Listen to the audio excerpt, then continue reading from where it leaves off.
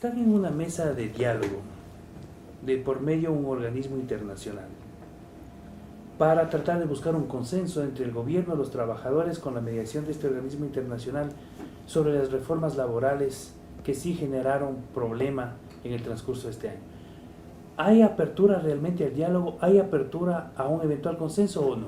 Mire, yo quiero primero empezar diciendo de que estamos discutiendo entre el Frente Unitario de Trabajadores y el gobierno, en este caso el Ministerio del Trabajo, con el ministro Madero, la legislación laboral. Y en ese marco hemos venido trabajando cada semana. Él ha planteado las propuestas del gobierno y nosotros hemos quedado en presentar nuestra contrapropuesta y luego sentarnos a discutir las posibles reformas al Código del Trabajo. Y en esa línea estamos trabajando. Hay que considerar que el organismo internacional que va a ser parte de esta discusión es en sí la OIT, que del 16 al 20 de diciembre va a venir una comisión especial, una comisión técnica para ver cómo avanzan las reformas, cómo contribuyen desde el ámbito, desde su espacio para discutir los posibles cambios. Y en esa línea entonces estamos trabajando. Lo que sí hemos dejado claro es de que no se presentarán las reformas la próxima semana ni a finales de diciembre. Nosotros hemos planteado y que hemos considerado de que se requiere el tiempo suficiente, ya que es un tema muy complicado, muy complejo, que requiere el tiempo necesario para discutir, analizar y luego ver cuáles son los mecanismos y sobre todo la política laboral para recuperar el tema del empleo y resolver los 5 millones de ecuatorianos que están en la desocupación. Es decir, que esas reformas se presenten a la Asamblea este año, descartado. Creemos de que no es posible, porque hemos dicho claramente, y ese fue el acuerdo con el presidente Moreno, de que no se presentarán ninguna reformas a la Asamblea Legislativa si es que no existen consensos. Estamos trabajando, estamos discutiendo, estamos analizando, pero vuelvo y repito, hemos planteado nosotros de que se requiere el tiempo suficiente para analizar y poder presentar frente a una propuesta del gobierno y frente a la contrapropuesta y a los análisis, sobre todo en lo que nosotros consideramos, dónde generar empleo. Nosotros hemos planteado en el tema de la construcción, en el tema del turismo, en el tema de la agricultura y en el tema del comercio y servicios. Son entonces ahí lo que se debe establecer los mecanismos para generar empleo en el país, porque nosotros ratificamos que la ley lo que va a hacer es regular las condiciones entre empleador y trabajador, no es de que la ley como tal va a generar el empleo. Ya.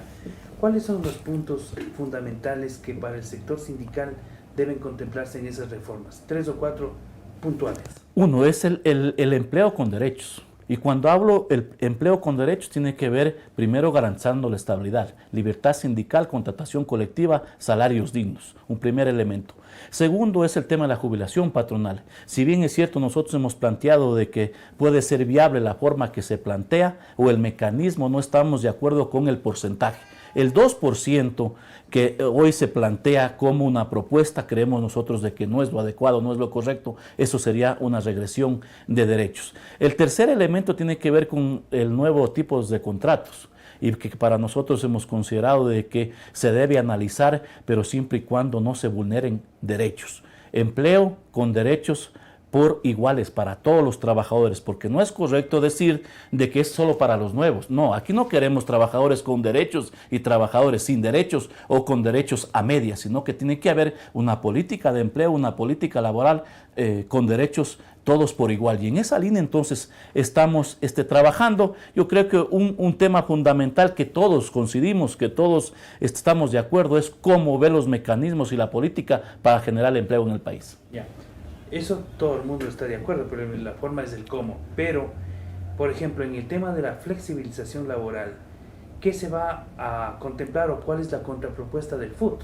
Mire, para nosotros en el tema de la flexibilización laboral tiene que partir por respetar la regla de los 3/8.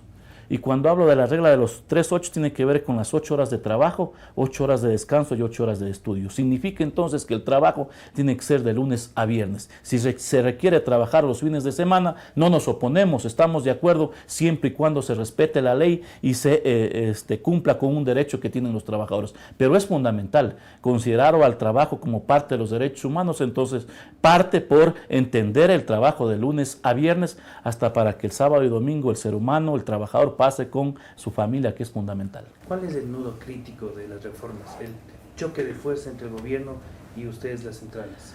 Yo creo que es sobre el tema de, establecer una política frente a lo que ellos llaman una política laboral más flexible y lo que nosotros decimos la política laboral con derechos, empleo con derechos, que es lo fundamental. No contratos precarios, no flexibilización laboral, sino en el marco de que el trabajo se sirva como parte de los derechos humanos, y entonces hay que ver esos mecanismos para resolver el tema. Porque mire, hoy un ejemplo, discutía Naciones Unidas o la OEA, si es que hay leyes que regulan los contratos, en este caso Uber, Globo, etcétera.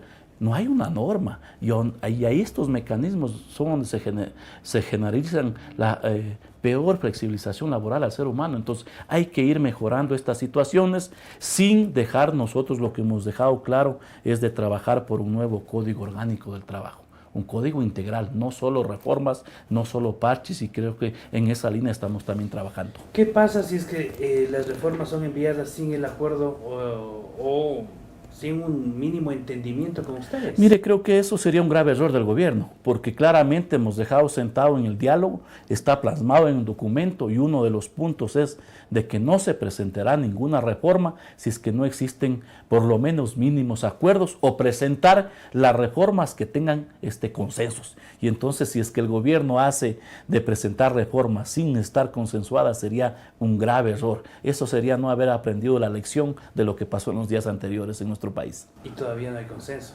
Todavía no hay consenso, estamos discutiendo, estamos analizando. La próxima semana habrá nuevas reuniones, entre ellas con la Comisión Técnica de la OIT, que viene del 16 al 20, para discutir los avances y lo que ellos nos puedan contribuir desde el ámbito ya netamente técnico.